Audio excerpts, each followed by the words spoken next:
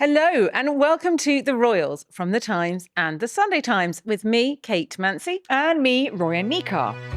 Almost every Christmas since 1932, people across Britain have gathered around radios and TV sets at 3 o'clock for one thing, the monarch's Christmas message. And today is no exception. It's a rare moment every year where the sovereign steps out from behind ceremony to speak directly to the nation. And ever since George V delivered that very first broadcast, the message has become the monarchy's most deliberate act of communication, a chance to set the tone, offer reassurance, and gently signal the values the Crown wants to project in the year ahead. But this year, that message won't land in a vacuum. The monarchy is closing out 2025 under immense pressure.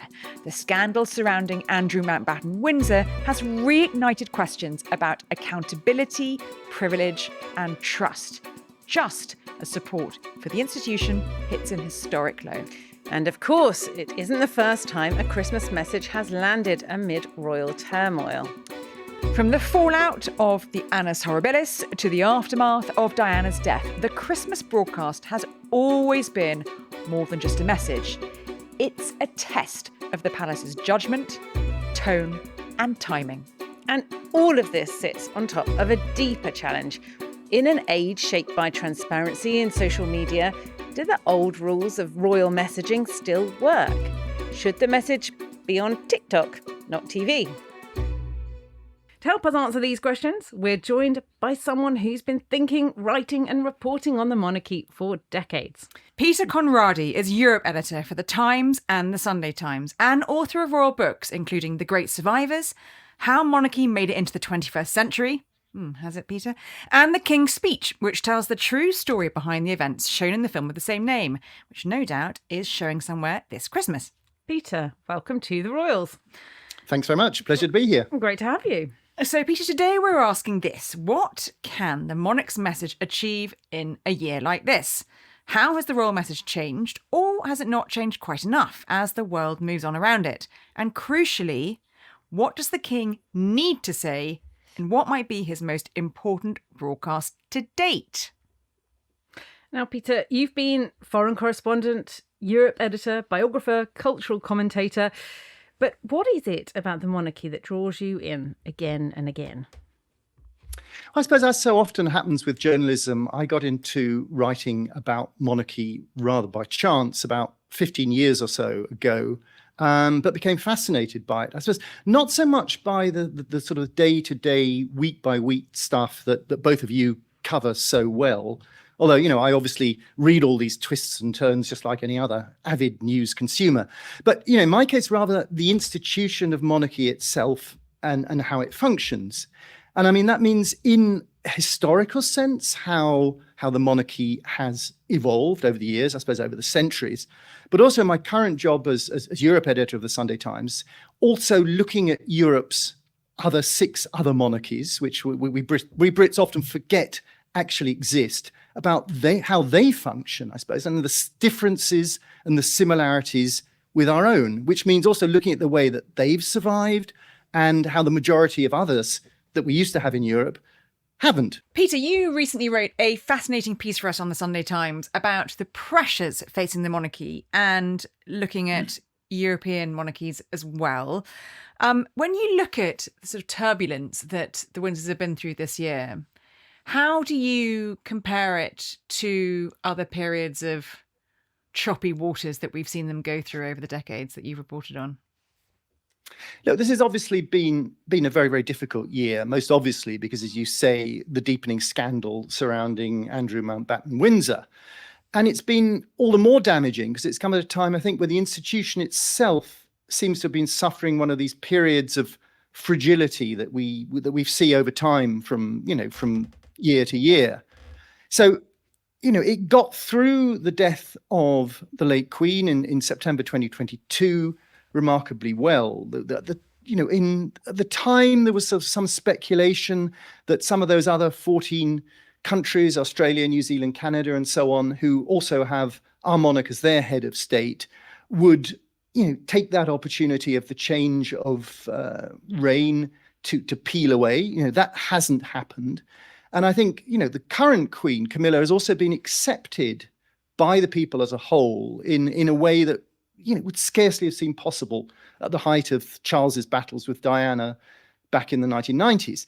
But, there's no getting away from the fact that the late Queen was obviously a very, very difficult act to follow. I mean, part of that, I think, was just because she'd been just 25 when she came to the throne. By the end, she'd been there for 70 years. Charles, by contrast, he was already 73 when he became king, which meant, obviously he wasn't sort of young and fresh and exciting and appearing to inaugurate a new era. But he also didn't have the sort of the benefit of incumbency. So it's, in a sense, wasn't his fault, but these two factors were against him. And then obviously in early last year, we had the announcement first of his diagnosis of cancer and the Princess of Wales's diagnosis of cancer, which thankfully both of whom seem to be a lot better now. So you look at the royal family in crisis, but then we've got to bear in mind also that it has a habit of getting into crises and overcoming them. I mean, most obviously the abdication of Edward VIII in 1936. In terms of, putting it in context of crises, and you talked about the monarchy is known for going into sort of periods of crises and then pulling itself, taking off again and pulling itself out. We had, in 1992, the Queen described that year at the end of the year as her annus horribilis, didn't she? Because we had, obviously, Charles and Diana's marriage was starting to very visibly crumble. We had the separation of Fergie and Andrew. We had, I think, Princess Anne separated too. Not a good year. And of course, we had the fire at Windsor Castle. We then, in 1995, we had Diana give her explosive panorama interview. Kate and I talked about that quite recently on the podcast with Andy Webb, all the extraordinary implications and the domino effect after that, which, led to their separation, their divorce. And then 2 years later, the seismic explosion of Diana's death and the ripple effect that had on the monarchy in terms of, well, what we can talk about messaging there. How do you put Andrew Mountbatten Windsor's ongoing scandal, how do you sort of place that in terms of historical context, in terms of just how bad it has been for them? I think it's bad because, if one looks back at the Annus Horribilis 1992, it was essentially, 3 out of the Queen's 4 children's marriages breaking up. Now, that's, it's not such a shameful thing for a marriage to break up. A lot of people's marriages break up. Again, Diana's death in 1997 was a great tragedy. There were concerns about the way that the royal family had handled it initially. But again, it was a tragic accident. Here we have a much more damaging scandal potentially, because it goes really to the heart of the monarchy and it sort of overlaps. It's not just a personal matter. It's not just private matters, although, in the case of the link with Epstein, it's clearly or alleged link with Epstein, it clearly is, and it's very, very damaging indeed. But I think, there's a more fundamental problem with monarchy, with royal families, in a sense that, if you compare it with an organization, if you compare it with, they used to call themselves the firm. I don't know if they still do. If you look at any firm and you've got a member of that firm who is behaving badly, you sever links with them, you find a way of doing it, you get rid of them, they're nothing to do with you anymore. The problem with royal families is that you can never completely sever links with someone because they're part of the family. And that's, that is the fundamental issue. I think that not just they, but other European monarchies, I think we get onto in a moment, who've had their fair share of scandals, have also found that you can, someone will always be the king, so the son, the daughter, the brother, the sister of the monarch.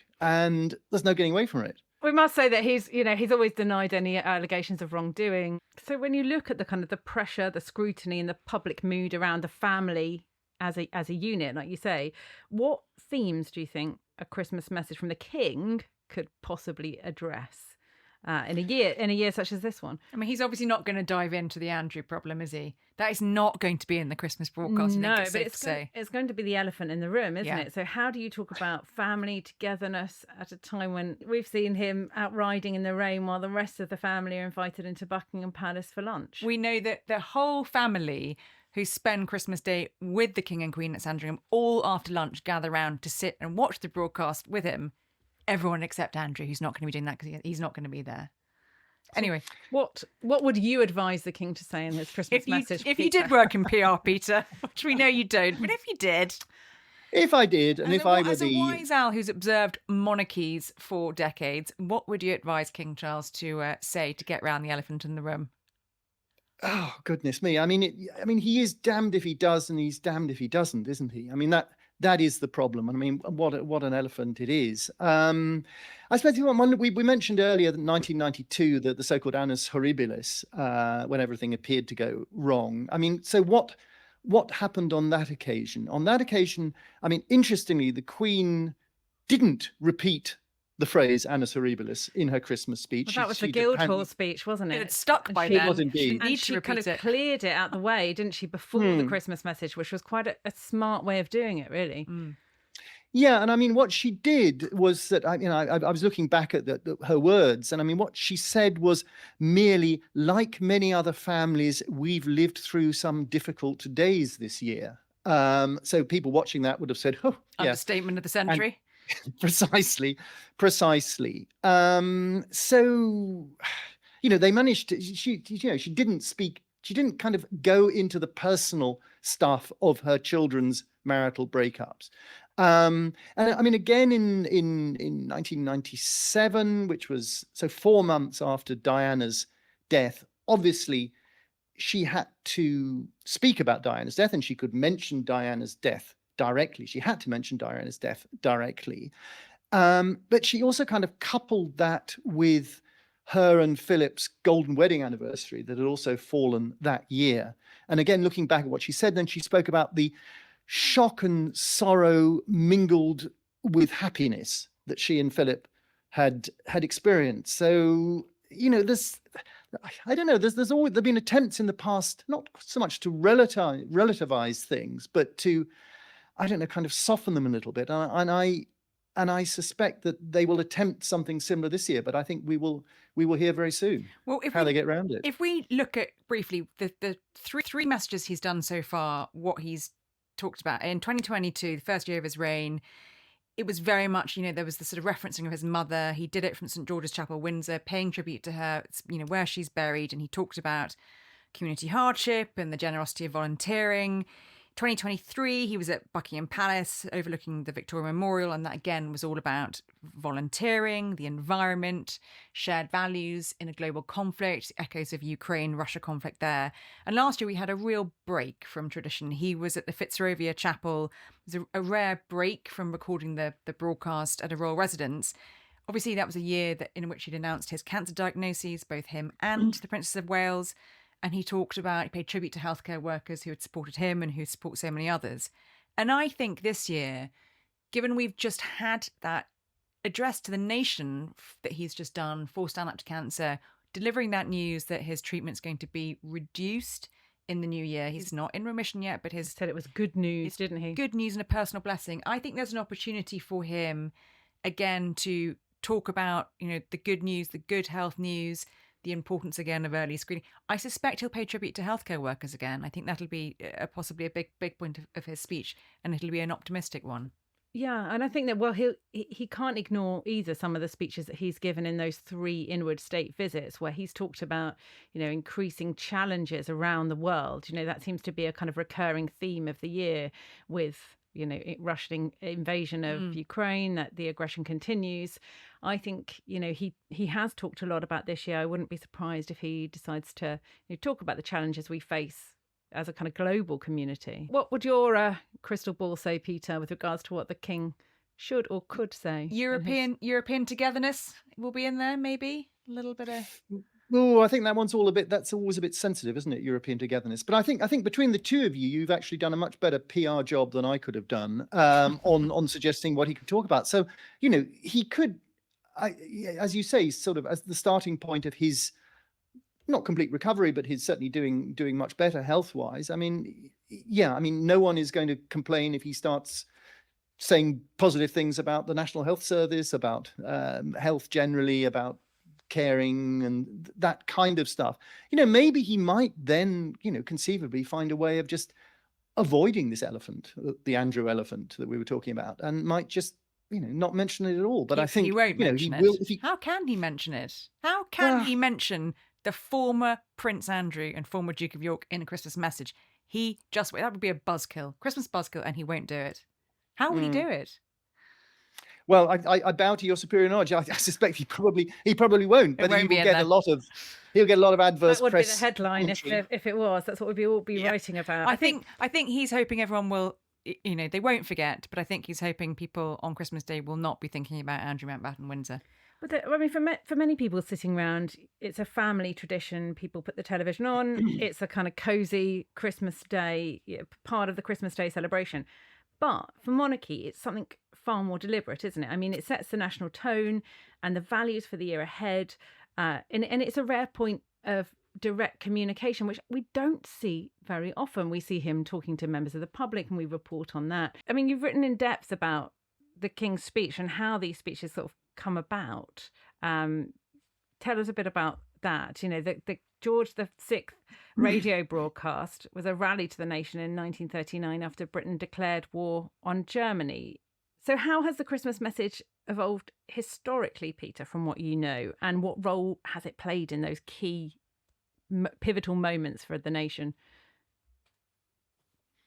I think in a sense it's remarkable how little the speeches have changed. I mean, the accents have become considerably less posh over the years. I mean, if one listens to one of the late Queen's early broadcasts and contrasts that with one of the more recent ones in the years leading up to her death, she sounded almost like a different person. But I think, the message, the overarching message, I think has remained the same. It's sort of, mildly, not overtly religious in tone, sort of intended to cast the monarch in the role of the head of a great family, which, back in 1932, when we had the first speech, it was an address not just to the United Kingdom and to, the 14 other countries that we have now that have the king as their head of state, but also to the empire as it was. I mean, let's say if one looks back at why George V made this first broadcast in 1932, it was the idea of Sir John Reith, who was the then Director General, founding figure of the BBC, who had just launched what was called the Empire Service, which is now obviously known as the World Service, that had been launched 6 days before Christmas that year. And, they'd been asking the king for some time to make a broadcast. The king hadn't been enthusiastic because he thought he didn't really take radio very seriously. He thought it was about entertainment and wasn't a serious medium and so on. But he finally agreed as part, in a sense, of the launch of the Empire Service. And it was all about, the idea was using this new technology as a way of binding together the hundreds of millions of subjects of the empire. And, and it remained a one-off. This speech that George V apparently delivered sitting at a desk under the stairs in Sandringham, reading out words that had been written by Rudyard Kipling. So then, it resurfaced again only under his son, George VI, in 1937. Now, George VI, famous for his stammer, as we saw in the film The King's Speech, he took over from his brother just before Christmas in 1936, but he managed to dodge doing a speech at all that year because he was, only been a few days in the job and he said he wasn't quite ready and so on. But there was no getting away from it in 1937. When he made the speech for the first time. Again, 1938, he ducked out of it. And it was only in 1939 and from 1939 onwards that he made the speech and continued to make the speech. That global reach that you've touched on, Peter, that the sort of evolution of it from what was the Empire Service then became the World Service. When it's packaged up by Buckingham Palace, the Christmas broadcast is described officially as the King's address to the nation and the Commonwealth. That is how it is described, that is how it's pitched, and it is as much opportunity for him to reach his millions of subjects in his Commonwealth nations as much as it is here. So for him, it's a sort of way of shoring up the international audience, the Commonwealth nations too, shoring up the monarchy brand around the world as much as it is a nice, cosy tradition for Brits here. And not even although it's specifically for the Commonwealth around the world, there are other countries as well at play. Of course, I'm sure the US president will be watching. I'm sure that message will go out to people in America. So this is a golden opportunity. He'll be watching because he'll want to see how many pictures of himself are in there on the state visit. He's surely got to be included, hasn't he? I mean, this is it, isn't it? This is an opportunity for him to talk about, to put Britain all around the world, and to make those kind of coded messages about how allies are important and all those things. Yeah, I mean, it is indeed. And I mean, so in that sense, it hasn't really changed an awful lot since George V in 1932. Although I suppose, you look at Queen Elizabeth II modernising the format, taking it more personal, making it for television, of course, more reflective, perhaps.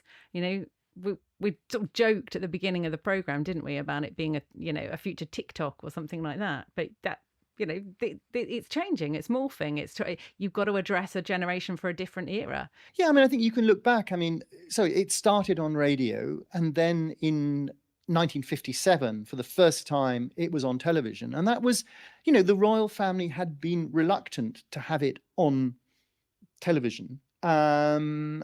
Because at the time it was recorded live, and it was seen as kind of intrusive, having television cameras interrupting their Christmas day. That was something that was echoed by George VI, that came out for sort of research I did for the King's Speech book, which was that, he would talk to Lionel Logue, his speech therapist, who himself had to always go up to either Windsor or Sandringham, wherever the king was, to make his Christmas broadcast. And the king would, complain to him about how annoying it was to have to, finish lunch and go and make this broadcast. And he didn't feel that he could properly relax, he could properly celebrate Christmas until he got it out of the way.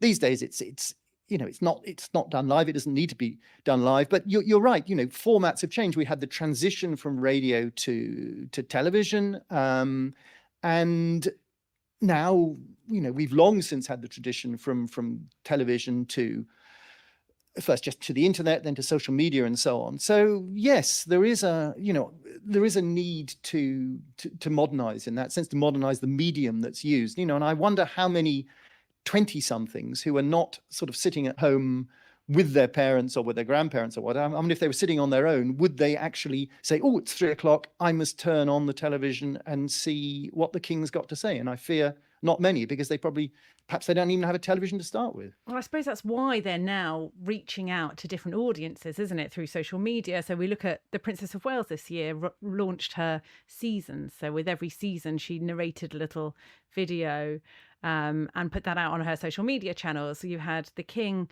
on Channel 4 on a Friday night talking about his cancer. But can you see that kind of morphing? Do you think they need to do more of that? Like you say, a lot of Gen Z aren't going to be putting on, traditional TV channels at 3:00 on Christmas Day in their own homes, unless perhaps they're with granny or other relatives. But they might be streaming Apple TV and watching William on his scooter, zooming into Windsor Castle to have a chat with Eugene Levy to talk about changes on my agenda, Eugene, and all of that. That's very strong, new, much more modern messaging, isn't it? The King too, I suppose. He's got his Amazon project coming out next year, his big Harmony film, another giant streamer that you wouldn't expect. It's not the traditional BBC Dimbleby route, is it? No, so I mean, that they are embracing these new technologies, and I think it is a challenge for them, or particularly for their advisors, to decide what is appropriate, what isn't appropriate, what they'll come out looking good from, and what they'll just sort of end up looking ridiculous doing. It's really a difficult balancing act, but everyone in the public eye faces it, I think. Well, it is a balancing act, isn't it? I mean, how much of yourself do you give? How much do you maintain? And the mystique is interesting. So in your piece in the Sunday Times, you referenced an infamous 1969 documentary called Royal Family, which was broadcast back at the time and then rebroadcast that year in place of a regular Christmas message. So this really showed for the first time the the late Queen inviting the cameras behind the scenes. And we saw, Prince Philip barbecuing. We saw, in a way, a much more wholesome kind of family that apart from just the staged kind of public events. I mean, what did you think about that? Was that a mistake for the royal family? Was it a good idea for them to open the pedestal? And how much of the kind of daylight, as they say, do they let in on the magic of monarchy?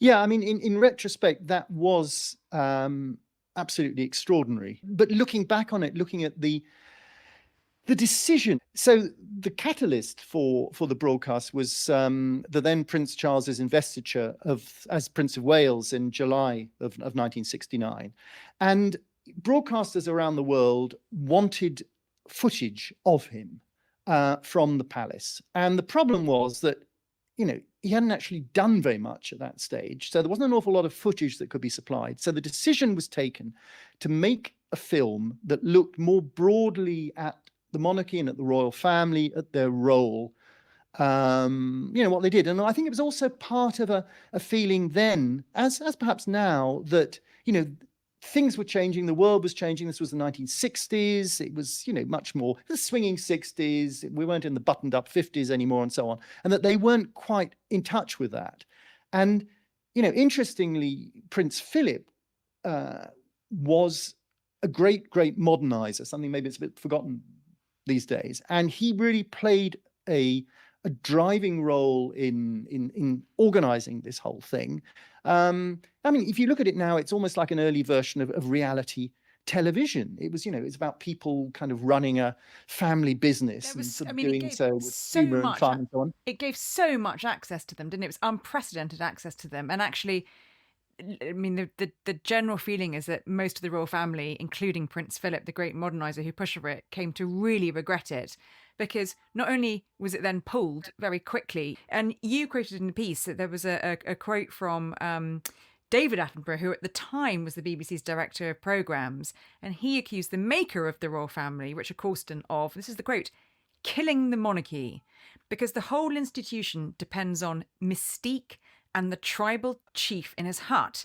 If any member of the tribe ever sees inside the hut, then the whole system of the tribal chiefdom is damaged and the tribe eventually disintegrates. And the late Queen, very soon after that broadcast went out, came to the same conclusion. I think she felt it had let way too much daylight in on her family, and once you open that door, you can't really close it. So they dipped their toe in the water of access, in 1969, and I think very soon felt they'd gone way too far. Yeah, and I think it was broadcast on BBC, and then a week later it was broadcast on ITV, and I think something like 2/3 of the population of Britain watched it. So and once you've seen something, you can't unsee it. And I think it did. In the longer term, it did change people's perception of the monarchy. And I mean, there's one argument you could say, that increasing intrusiveness that on the part of the media that followed in the 70s, 80s, and particularly in the 90s when Diana came on the scene. You could say, in a sense, perhaps the royal family brought this on themselves through opening themselves up in the first place, or maybe all that intrusiveness would have happened anyway. But it's a very, very important episode in their history, I think. Well, it's interesting, isn't it? There was another interview that Charles did in 1969 around the time of his investiture, and he was incredibly open. They were sort of asking him about his childhood, about he revealed that he'd found out that he was Prince of Wales aged 9 by sitting in the headmaster's study at Cheam School. We don't see those interviews in that way, as frank anymore. We don't have the access that we perhaps once did, and maybe this is a reaction to seeing how it can all unfold like that, but it's much more controlled. It does seem to be that they're now trying to renegotiate that relationship with the media. Do you think that's a good idea, Peter, to try to kind of more move with the times, or are you seeing it as a sign of a family that's been burnt in the past by poor mistakes? No, I mean, I think obviously they have to move with the times, or they'd still be just doing everything on radio. So that's clear. And there is this kind of relationship between the royal family and those such as yourselves that cover them on a regular basis. You sort of both need each other, as it were. They would like to control what they release, and obviously your job is to find things that they don't want to release, and to report them. And so there is always this kind of battle backwards and forward. And I think, regardless of which medium or media it plays out in, it's that's the inevitable result of covering the royals in any way. And I mean, maybe in the past, as recently, I suppose, as the 60s and the 70s, there was still a very deferential attitude on the part of the media towards the royal family. Obviously we're not in that kind of age anymore. People are far, far less deferential. The media are far, far less deferential. So, the balance has shifted, but it's still this kind of, push and pull between the two that, I mean, you both probably know far better more about how that works than I do. Well, Peter, that's it, isn't it? I mean, when we pull it all together, the scandals, the scrutiny, the history, is the message actually keeping up with the moment? Because in your piece, you look at that sort of sliding scale. It's the graph, isn't it, that shows that popularity of the monarchy is down, lower than it's ever been before. We've seen kind of little peaks with the jubilees of the late Queen, but actually it's going in one direction. I mean, the latest research published in September, before Andrew was deprinced, if you like, shows only about half the country now thinks Britain should remain a monarchy, 51%. So support is falling faster among younger generations as well, where Republican sentiment is becoming the norm. I mean, how are they going to turn the ship around? Yeah, I mean, I think that is actually very, very dramatic. I mean, it's strange. There is this every year, this National Centre for Social Research, every year since 1983, they brought out a report asking essentially the same question. And, the latest report that came out in September was barely noticed by the media at the time. I must say, I certainly missed it completely. But it shows that, support, to the question, should Britain remain a monarchy? When they asked that question in 1983, 86% of the population said yes. When they asked it again in September, as you said, a mere 51% said yes. I mean, that is a huge long-term decline, and a pretty alarming decline, I think. And that was before Andrew. And even more alarming is when you look at it on a break it down on a generational basis. You look at people 16 to 34. Something like 6 out of 10 of those would like to have an elected head of state. So a majority of under 34s want an elected head of state. Then you look at the over 55s, 3/4 of them want a continuation of the monarchy. So I suppose there are two questions, or there are two possibilities. One is that as those young people get older, they get more fond of institutions and perhaps they become a bit more monarchist. I mean, that's presumably what the royal family... That'll be the monarchy's hope, won't it? That's what they hope. The reality, I think, is that as they get older, they keep that same opinion, and you see a further decline that, at this rate, if we go another 40 years, we could be down to maybe, 30% support. And I mean, how long can a monarchy endure if it's, has so little public support? Well, one of the points you made in your piece was you looked across the pond to European monarchies, which look and feel very different to ours. They're much smaller. Do they have some lessons that the Windsors can learn from in terms of evolution and going forwards? Yeah, I think some lessons, but I mean, one should certainly not think that everything is perfect on the other side of the channel when it comes to monarchy. And I mean, we've got, I suppose, the most challenge, or the monarchy facing the most problems is probably the Norwegian monarchy, where we have the crown princess Mette-Marit, so the woman who's going to be the next queen of Norway. Her son from a previous relationship is going on trial in February for a number of very, very serious offences, including several counts of rape, which we should make clear he denies. I mean, imagine that were happening in Britain. I mean, that is a mega crisis. We've had Juan Carlos, the former king of Spain, who a decade or so ago had to resign because of a mixture of kind of personal and financial improprieties. So there've been problems. We shouldn't think that everything works perfectly, but they are let's say they're not as lavish as our monarchy. I mean, our monarchy, I think, costs about £500 million a year, it's been estimated. Theirs are all considerably cheaper. And, no, they don't live in social housing. They all have palaces. They do royal things. They have crowns. They look royal. They satisfy all those kind of criteria.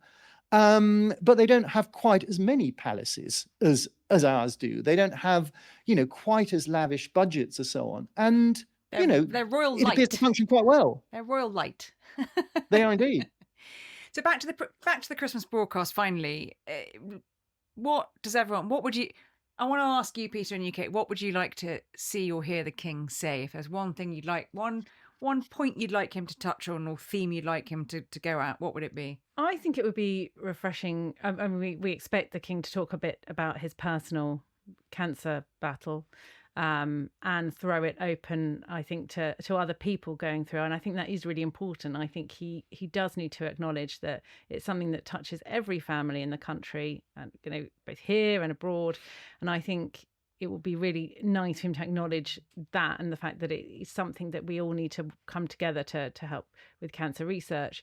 I think it would be refreshing for the King to talk about some of the struggles other families are going through. This has been a year in which, we've had a budget which has been quite controversial. Lots of people are feeling the pinch. And I think for the monarch to acknowledge some of the struggles that are happening in families across the country would be really timely. We did talk about the cost of living crisis a couple of years ago, didn't we? So it might be timely for him to do that again. Yeah, I think given that, we're talking about, Peter's been talking about, European royal families being cheaper. There's a big discussion that's going to be had in 2026 by the Public Accounts Committee about how the property deals are done between members of the royal family and the Crown estate. We're going to be looking again at public finances for the royal household, and that's going to be a big issue coming up. So I think perhaps if the King might be quite wise to just acknowledge some of the financial strains that families are feeling, and I think that would be interesting. But of course, as well, he's going to look at the global picture, I'm sure, to talk about the international challenges we all face. Peter, what would you like to hear from him?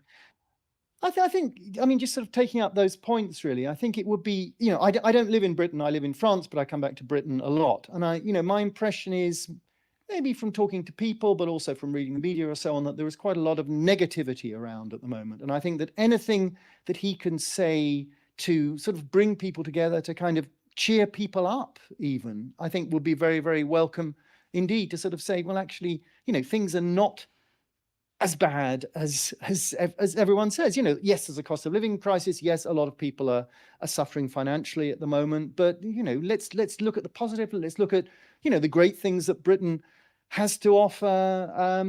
The fact that it is and remains, whatever political problems it may have, a great country to live in. And I think one shouldn't lose sight of that. So something a bit upbeat, something a little bit positive. Big up the UK. And what about you, Roya? What do you think? I would like to see him find a way to acknowledge what so many people feel at Christmas, that Christmas can be a really trying time with your family.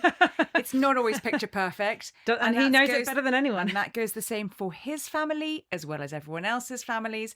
And I think if there was a clever way for him to acknowledge that, people would go, well done, King Charles. I don't think he will, but it'd be nice to see him try. So our thanks to Peter Conradi for joining us for such a thoughtful and interesting conversation. That's all from us for this episode of The Royals. We'll, of course, be watching closely as the King delivers his Christmas broadcast, and we'll be back in the new year to unpack what it all means. Until then, thank you for joining us, and Merry Christmas to all of you from us here at The Royals. Merry Christmas!